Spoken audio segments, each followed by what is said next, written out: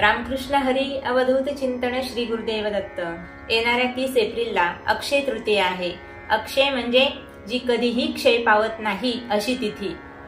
अक्षय तृतीया 3.5 मुहूर्तापैकी हा एक शुभ मुहूर्त मानला जातो आणि या दिवशी आपण सोने, चांदी, प्रॉपर्टी कोणतीही आपल्याला जर मोठी महागडी वस्तू घ्यायची असेल तर या दिवसाची आपण निवड करत असतो, किंवा एखाद्याला गाडी घ्यायची असेल तरी सुद्धा या दिवशीची निवड केली जाते। का तर या दिवशी जी वस्तू, जी प्रॉपर्टी, जे सोने चांदी आपण खरेदी करतो ते आपल्याकडे अक्षय म्हणजे त्याचा कधीही क्षय होत नाही, आपल्याकडे ते तसेच राहते। म्हणून या दिवसाला अनन्यसाधारण असे महत्व आहे। एवढंच नाही, माता लक्ष्मी सुद्धा याच दिवशी प्रगट झाल्या होत्या अशा काही कथा आहेत। त्यानंतर भगवान भोलेनाथांनी याच दिवशी सोन्याचा जो खजिना आहे नाही का, धनाचा खजिना, तर कुबेरांना हा खजिना दिला होता। म्हणजेच कुबेरजी याच दिवशी धनाध्यक्ष झाले होते। अशा अनेक आख्यायिका आहेत। तसेच अक्षय तृतीयेला आपण पितरांसाठी काय करत असतो तर दान धर्म करत असतो। पितरांची सेवा सुद्धा आपण या दिवशी करत असतो।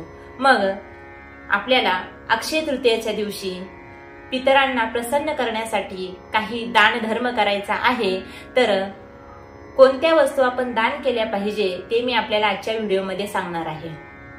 पितरांसाठी, पितरांना प्रसन्न करायचं जर असेल तर या दिवशी आपण पांढऱ्या वस्तूंचं दान केलं पाहिजे। म्हणजेच काय, आपण कुणाला तरी गरजू व्यक्तीला साखर दान दिली पाहिजे, किंवा ब्राह्मणाला सुद्धा जर साखर दान दिली तर अतिशय चांगलं आहे।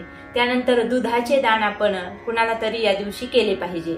दान करतोय आपण, पण ते सत्पात्री हवे नाही का, कुणालाही दान देऊन चालणार नाही। म्हणून दही असेल, दूध असेल किंवा मीठ असेल, मीठ सुद्धा लक्ष्मीकारक मानले जाते, म्हणून या दिवशी मिठाचे दान सुद्धा आपण केले पाहिजे। त्यानंतर पितरांच्या प्रसन्नतेसाठी पांढरे कपडे, पांढऱ्या कपड्यांचं दान आपल्याला करायचं आहे। त्यानंतर सर्वात मोठं दान आहे ते अन्नदान। या दिवशी आपल्या घरी कमीत कमी 5 तरी लोक जेवायला आले पाहिजे, अशा प्रकारे आपण सर्व तयारी केली पाहिजे। हे सर्व आपल्याला कशासाठी करायचंय तर पितरांची आपल्यावरती कृपा व्हावी, त्यासाठी या सर्व गोष्टी आपल्याला करायच्या आहेत। त्यानंतर पितरांसाठी तर्पण केलं तरी सुद्धा चालतं। होम हवन, नामस्मरण आणि जप, अनुष्ठान, तुम्ही या दिवशी कुठलीही सेवा केली, कोणतीही सेवा केली तरी सुद्धा अक्षय म्हणजेच तिचा कधी क्षय होणार नाही। म्हणजेच ती सेवा अगदी 10 पटीने आपल्याला परत मिळणार आहे। त्याचं फळ, जे पुण्य आहे ते आपल्या पदरात पडणार आहे। म्हणून अशा प्रकारच्या सेवा या अक्षय तृतीयेच्या दिवशी आपल्याला करायच्या आहेत। त्यामध्ये अन्नदान सर्वात महत्वाचं दान आहे। गरजूंना अन्नदान केलं पाहिजे, किंवा जो नुसता शिदा म्हणतो आपण नाही का, कोरडं पीठ, डाळी वगैरे असेल ते सुद्धा आपण गरिबांना या दिवशी दान करू शकतो। म्हणून अशा काही सेवा आहेत। हे दान आपण जर केलं तर ते आपल्या पितरांना स्वर्गामध्ये जाऊन भेटत असतं। म्हणून या दिवशी हे दान करा आणि पितरांची कृपा प्राप्त करून घ्या।